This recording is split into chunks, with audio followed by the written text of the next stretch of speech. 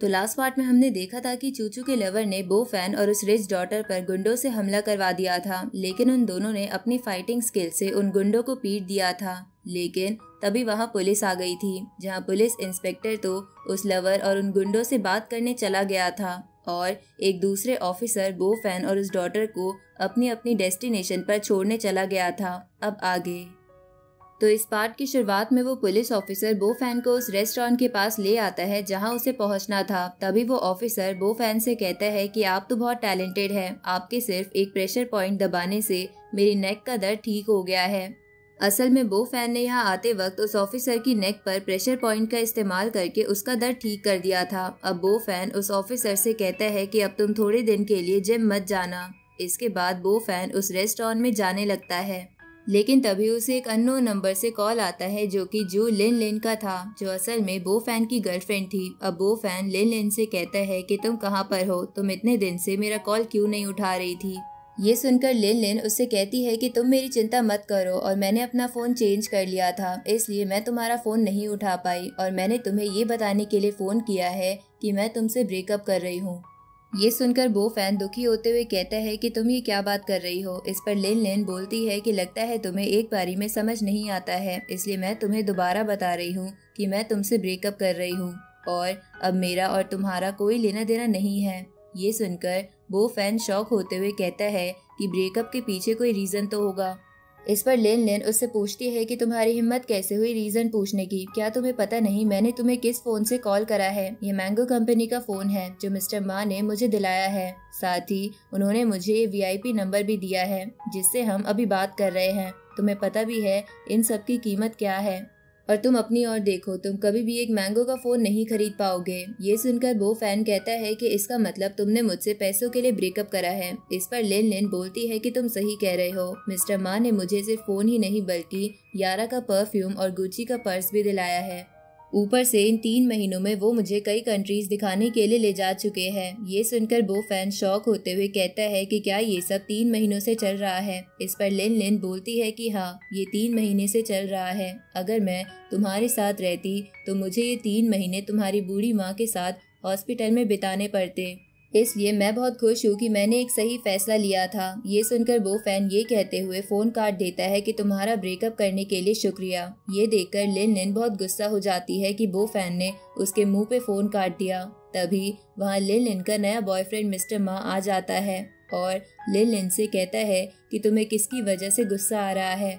इस पर लिन लिन प्यार से मिस्टर मा से कहती है कि कुछ नहीं, बस मेरा एक्स बॉयफ्रेंड मुझे परेशान कर रहा था, पर मैं बहुत खुश हूँ कि मैंने उसे सही समय पर ब्रेकअप कर लिया। इस पर मिस्टर मा उससे कहता है कि ये सब छोड़ो, चलो खाना खाते हैं, खाना खाने के बाद तुम्हारा मूड ठीक हो जाएगा। असल में वो दोनों उसी रेस्टोरेंट में थे जिसमें बो फैन आ रहा था। इधर बो फैन होटल में एंट्री लेके अपने बुक किए हुए प्राइवेट रूम में आ जाता है, जहाँ वेट्रेस उसे मेन्यू देते हुए कहती है कि आप अपना ऑर्डर डिसाइड कर लीजिए, तब तक मैं आपके लिए जूस लाती हूँ। तो बो फैन वेट्रेस से कहता है कि जाते समय गेट खुला ही रखना, क्योंकि मैं यहाँ किसी का वेट कर रहा हूँ। तभी बो फैन को उसी अमीर बंदे का कॉल आता है जिसके बेटे का बो फैन ने हॉस्पिटल में इलाज करा था, जिस अमीर बंदे का नाम मिस्टर डोंग था। अब मिस्टर डोंग बो फैन से पूछता है कि आप इस वक्त कहाँ पर हो। इस पर बो फैन कहता है कि मैं इस वक्त ड्रंकन रेस्टोरेंट के VIP रूम में बैठा हूँ। इस पर मिस्टर डोंग उससे कहता है कि ये तो बहुत ही अच्छी बात है, क्योंकि मैं आपको वही रेस्टोरेंट गिफ्ट करना चाहता हूँ। ऊपर से मैं नज़दीक ही हूँ, इसलिए मैं आपसे जल्दी मिलता हूँ। अब वो फैन फ़ोन रख देता है, तभी उसके हाथ से पानी का ग्लास टेबल से नीचे गिर जाता है, तो वो फैन उस पानी को साफ करने लगता है। उसी वक्त मिस्टर मा और लिन लिन उस रूम में आ जाते हैं, तो लिन लिन को देखकर वो फैन उससे पूछता है कि तुम यहाँ क्या कर रही हो। इस पर लिन लिन बोलती है कि मैं यहाँ खाना खाने आई हूँ, पर तुम यहाँ क्यों हो। इस पर मिस्टर मा बोलता है कि लिन लिन तुम्हें दिखाई नहीं देता कि ये यहाँ वेटर है और टेबल साफ कर रहा है, पर मुझे बहुत दुख है कि तुम्हें इस तरह के लड़के पसंद थे। इस पर लिन लिन बोलती है कि मुझे माफ़ कर देना, मेरी अकल पहले काम नहीं कर रही थी जो मैंने इसे अपना बॉयफ्रेंड बनाया, मुझे तो इसे भाव तक नहीं देना था। ये सुनकर वो फैन कहता है कि तुम झूठ क्यों बोल रही हो, क्या तुम भूल गई कि तुम ही मेरे पीछे पड़ी रहती थी मेरे क्लास नोट्स के लिए, साथ ही तुम अक्सर मेरा पीछा करती थी ताकि मैं तुम्हारे एग्जाम में पास कराने में मदद कर सकूं। ये सुनकर लिन लिन को गुस्सा आने लगता है और मिस्टर मा बो फैन से कहता है कि तुम्हारी हिम्मत कैसे हुई मेरी गर्लफ्रेंड से ऐसे बात करने की। क्या तुम्हें इस होटल में अच्छे से ट्रेनिंग नहीं मिली है? तुम्हें हमें सर और मैडम बुलाना चाहिए।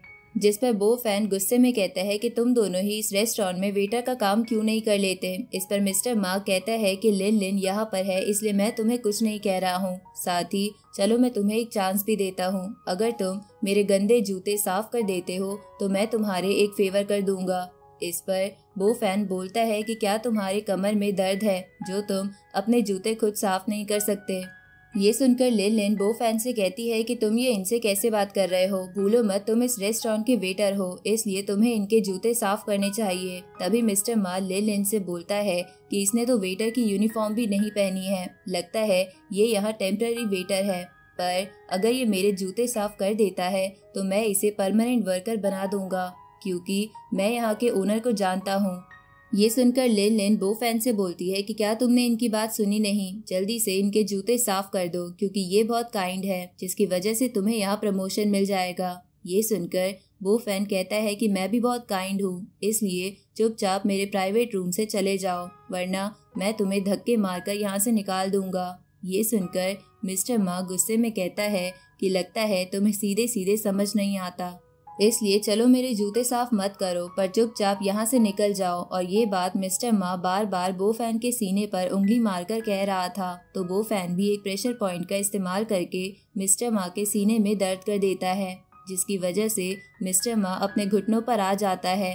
लेकिन अब उसे बहुत ज़्यादा गुस्सा आ गया था इसलिए वो चिल्लाकर वहाँ मैनेजर को बुलाता है और उसे कहता है कि ये तुम्हारे रेस्टोरेंट में इन जैसे लोग क्या कर रहे हैं जो गेस्ट पर हाथ उठाते हैं। ये सुनकर मैनेजर चिल्लाते हुए बो फैन से कहता है कि तुम कहाँ से आए हो और तुम्हारी हिम्मत कैसे हुई मिस्टर मा पे हाथ उठाने की, जल्दी से इनसे माफ़ी मांगो।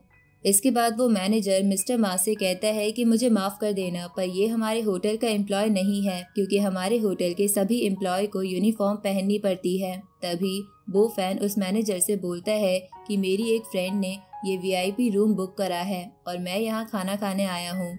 इस पर लिन लिन गुस्से में बोलती है कि झूठ बोलना बंद करो, ये 100 रुपए की टी-शर्ट और सड़क से उठाए हुए जूते पहनकर तुम यहाँ डिनर करने आए हो जहाँ सिर्फ टेबल बुक करने के ही 20,000 देने पड़ते हैं।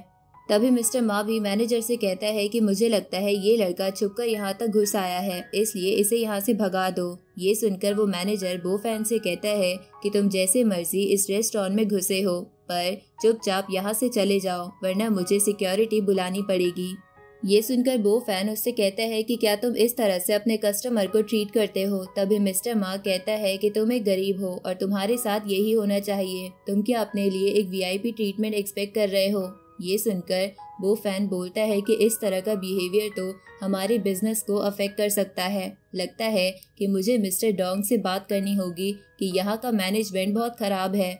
ये सुनकर वो मैनेजर सिक्योरिटी को वहाँ बुला लेता है और गार्ड से बो फैन को बाहर फेंकने को कहता है। लेकिन तभी वहाँ मिस्टर डोंग आ जाते हैं और बोलते हैं कि यहाँ क्या चल रहा है। तो वो मैनेजर मिस्टर डोंग से कहता है कि यहाँ पर ये पागल लड़का घुस आया है, मैं बस इसे यहाँ से भगा रहा था।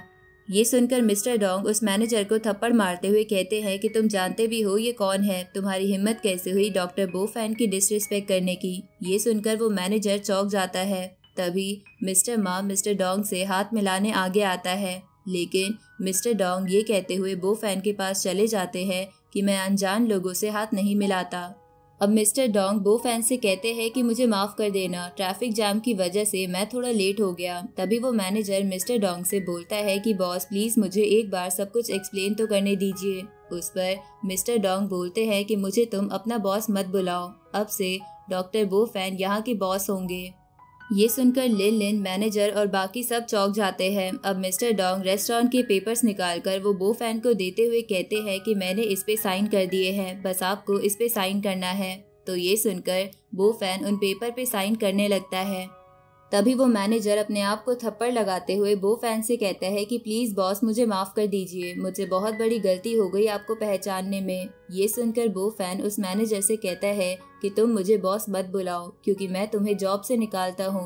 अब इसी के साथ ये पार्ट यहीं पर ख़त्म हो जाता है।